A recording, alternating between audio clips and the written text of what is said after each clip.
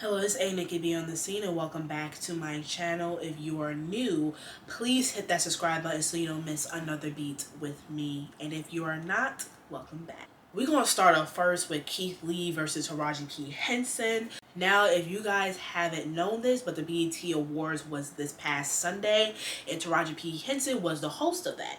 So there was like a segment during the show where she was giving like, I think, roses to like some of like, the influencers or celebrities that's in the audience. There was a very specific seating arrangement that she had to follow due to her monologue or whatever the case may be. Now, keep in mind, Taraji is an older woman, okay? She's an older, beautiful, aging gracefully woman. But she is an older woman, so she's probably not on social media as much as we might think that she is. But she actually mistaken Keith Lee for the other TikTok creator. I think his name is Jordan the Stallion. And when she went up to him, she was saying the monologue, and she's like, "Oh, Keith over here." And she's kind of flirting with the dude, whatever. And the dude was like, "I'm not Keith Lee, he over here." And she's like, "Oh," made a joke out of it. And she's like, "Oh, you fine too, da-da-da," made a little joke, made light of it. And then after that, I think either after the show or some part of the show, she actually apologized to Keith, gave him a rose. It was like, "I'm sorry, da-da-da." And then he ended up posting on social media. Excuse me, I'm a little burpy. But Keith, ended up posting a video on social media. Well, he posted and deleted, but basically he had the rose and like dropped it and basically said like, "My name will be known in every room that I walk in, blah, blah, blah. Something to do with God, blah, blah, blah, amen, blah, blah, blah." So he was saying that, but he deleted it. So people was like, "Why are you throwing shade?" Especially after the fact that she apologized to you. So don't play with Taraji P. Henson because she always comes with facts. But she already apologized to you, and he says that, does that, deletes the video. But then he also had a response video. It was like basically he wasn't mad at Taraji P. Henson. He was more mad at BET production. The thing is, what happened was, when she went up to Jordan the Stallion, Keith Lee was actually supposed to be in that seat where Jordan the Stallion was. It's supposed to be swapped, but production told them to switch for whatever reason. I don't know, they thought it would be funny for Taraji to kind of mess up. I don't know what was really the reason for that. It didn't really give a reason, like why would you want them to switch? Don't know, don't really care.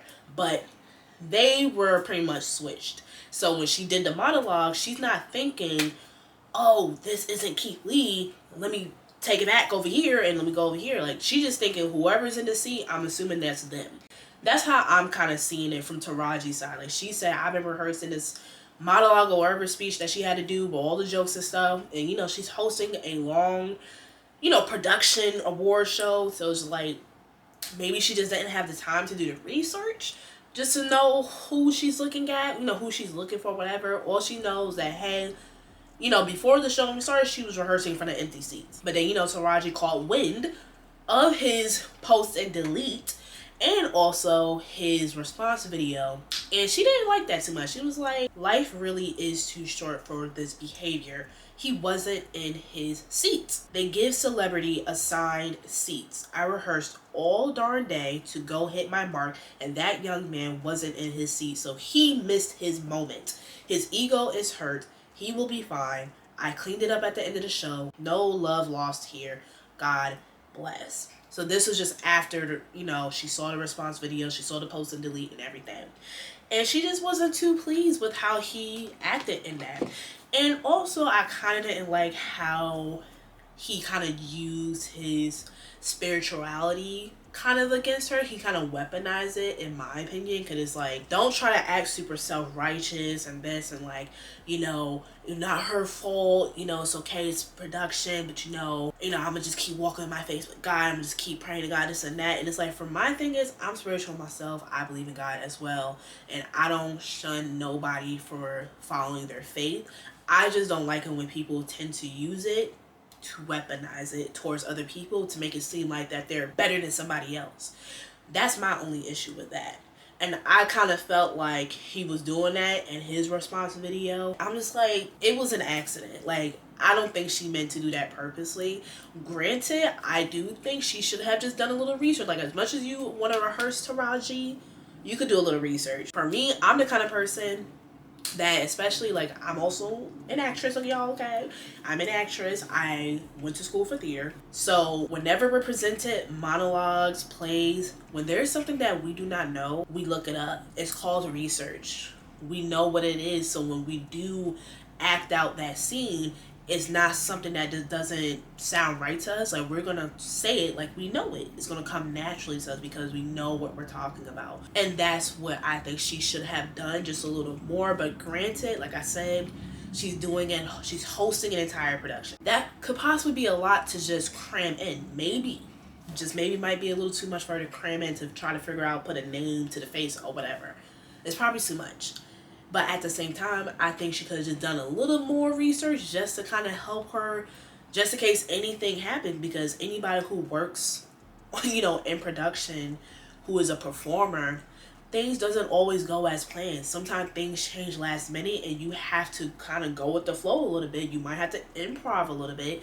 You might have to do something just to make sure the show continues to go on. Just do yourself the service to like, all right, let me just do a little extra research so I don't look like a fool and I don't embarrass nobody else. I don't embarrass myself, blah, blah, blah. She could have done that. And this whole Veneers, I'm sorry y'all, but y'all need to stop going to these people's basements. Y'all need to stop going to these back of the alleyways and getting these fake behind veneers. How comfortable do y'all have to be to want to put cement, some white powder stuff, at this point drywall on your teeth? Like, y'all are going to extreme lengths to try and achieve this whole perfected teeth look, and you guys come out looking like a pack of crackhead dolphins. Veneers is really for people who really don't have teeth, who are missing teeth due to bad dental issues, whatever, and they desperately need it.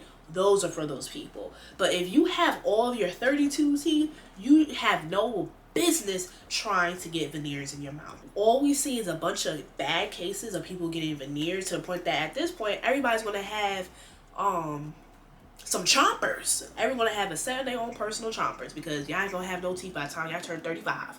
Like, stop getting these veneers. And y'all can't even crack down on a crab leg without your whole veneer flying out your mouth. Y'all can't even eat Nerds candy without your jaw dropping. Like, it's just any type of like plastic surgery, enhancement surgery, whatever. Like, y'all are going to these people's basements. We're just gonna say that. Y'all going to these people's basements. Like, you know you're going to get a botched surgery, and then y'all complain about how much pain you're in and how your body feels and that this and that. You have all these health complications, and it's like you're spending so much money over here where you literally could have just not done it. Or maybe you could have just got braces, or maybe you could just maybe worked out, perhaps. Like, there's so many other ways you could have improved your body rather than botching your body. And a lot of y'all don't got no real friends, because if you had real friends, they would have never told you to do that. Please stop messing with your teeth. Stop messing up here, because up here is connected to a lot of things. It's connected to the brain, throat, all that.